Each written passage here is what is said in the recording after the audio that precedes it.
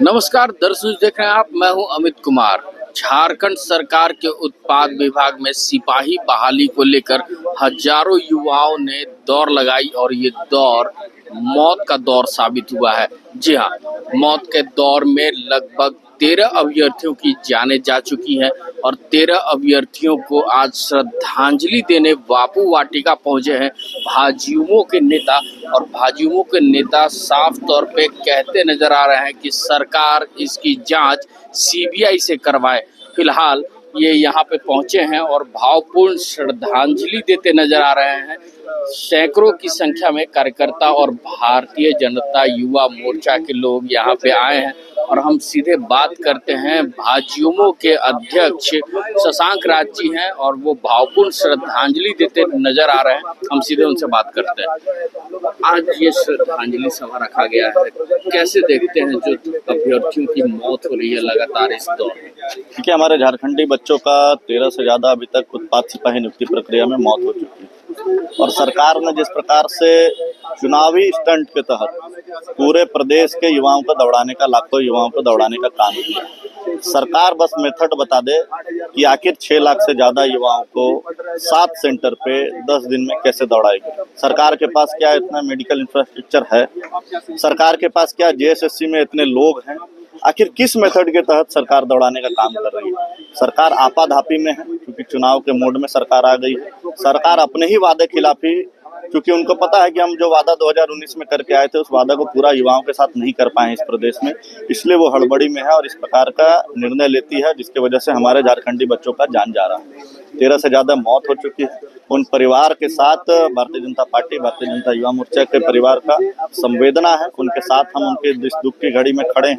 और कल भारतीय जनता पार्टी ने ऐलान भी किया है कि हम जो मृत परिवार हैं उनके परिवार को 1 लाख रुपया बीजेपी के तरफ से मुआवजा देने का हम लोग काम करेंगे। परंतु अभी तक हेमंत सोरेन जी की सरकार ने 1 भी रुपया मुआवजा घोषणा नहीं किया है। जो मृतक परिवार है, जो दोषी पदाधिकारी हैं जिनके वजह से 13 से ज्यादा जान गई है, उन दोषी पदाधिकारियों पर सरकार के द्वारा किसी भी प्रकार का कोई कार्रवाई नहीं की गई है। आखिर 13 से ज्यादा जो मौत हुई है हमारे झारखंडी बच्चों का, उसका जवाबदेही कौन लेगा?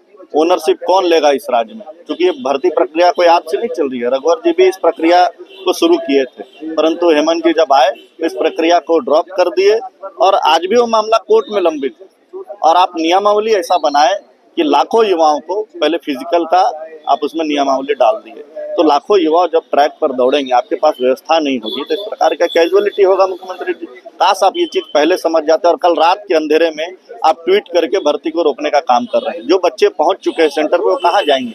उनके क्या रहने की आपने व्यवस्था की है? उनके खाने की व्यवस्था की है? उनके आने जाने की व्यवस्था की है? नहीं किया है।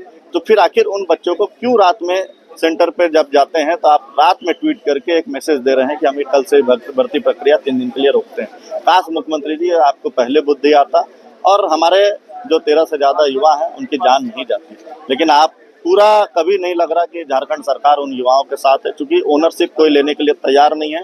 इस राज्य में 13 मौत हुई है। आज यहाँ पे भारतीय जनता युवा मोर्चा ने श्रद्धांजलि सभा आयोजित किया है।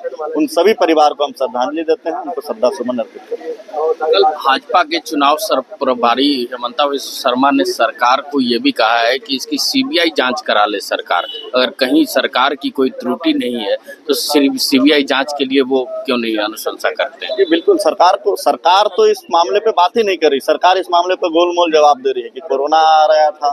सरकार के पास कोई ठोस जवाब अभी तक जो 13 मौत हुई है का भी हवाला दिया। सरकार इसी सब तेरे को बहाना करे। कल मैं जो मंत्री हैं उत्पाद विभाग के, बैद्यनाथ जी, उनका स्टेटमेंट सुन रहा था। वो बोले कि ये भर्ती तो पुलिस के विभाग के लोग ले रहे हैं। तो इस राज्य के युवा उक्का बुक्का 3 करोड़ का खेलने के लिए हैं क्या मंत्री जी? आपको जवाबदेही लेना पड़ेगा क्योंकि आप उस विभाग के मंत्री हैं और आप ऐसे नहीं भाग सकते कि पुलिस ले रहा, पुलिस बोलेगा जेएसएससी ले रहा। ये सब इस राज्य में नहीं चलेगा मंत्री जी। आपको इस 13 मौत का जिम्मेदारी लेना पड़ेगा, उनके परिजनों को मुआवजा देना पड़ेगा और जो दोषी पदाधिकारी उन पर कार्रवाई करना पड़ेगा इस प्रदेश में। पुलिस बहाली प्रक्रिया में और भाजपा की तरफ से कुछ मांगे रखी गई थी कि उनके लिए बाज़ाब्ते व्यवस्था किया जाए, फल का, दूध का।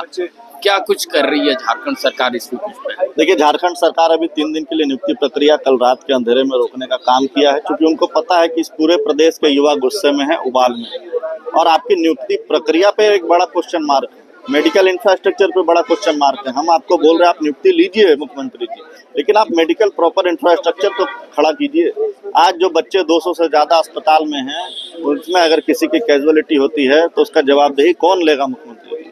13 से ज़्यादा जाने गई हैं, उसका जवाबदेही कौन लेगा मुख्यमंत्री जी? तो आखिर आप मेडिकल इंफ्रास्ट्रक्चर ठीक कीजिए, उनके आने जाने का रहने का व्यवस्था कीजिए, उनको ठीक प्रॉपर, चूंकि गर्मी बहुत है, पानी का व्यवस्था कीजिए, वहाँ पे फल का व्यवस्था कीजिए और दौड़ लीजिए। हमें इसमें कोई आपत्ति नहीं है, लेकिन कोई मेथड ऐसा देश में नहीं बना है जिसमें 6 लाख बच्चे दौड़ जाएं 10 दिन के अंदर 7 सेंटर पे। ऐसा कहीं नहीं हो सकता है।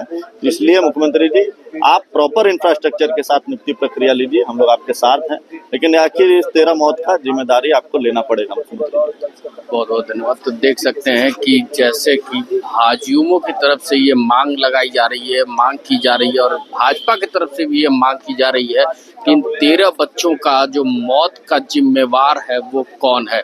जी हाँ, सरकार अब इसमें जांच करा रही है, लेकिन भाजपा का ये भी कहना है कि सरकार इसकी जांच सीबीआई से कराए तो ज़्यादा बेहतर होगा। दूध का दूध और पानी का पानी सामने हो जाएगा। तो अब 13 बच्चों के परिवार वालों को अब नौकरी की मांग कर रहे हैं, और साथ में सरकार से ये आह्वान किया जा रहा है कि सरकार मृतक के परिवारों को 50 लाख मुआवजा दे और एक सरकारी नौकरी मुहैया करवाए। तो अब देखना होगा कि सरकार कब तक चेतती है, और इस तरह का जो हथकंडा झारखंड सरकार के बहालियों में हो रहा है वो कैसे हो रहा है और त्रुटियां कहाँ पे है, ये भी जांच का विषय है। ऐसे ही तमाम खबरों के साथ जुड़े रहने के लिए हमारे चैनल को लाइक एंड सब्सक्राइब जरूर करें। अमित कुमार, दर्श न्यूज, रांची।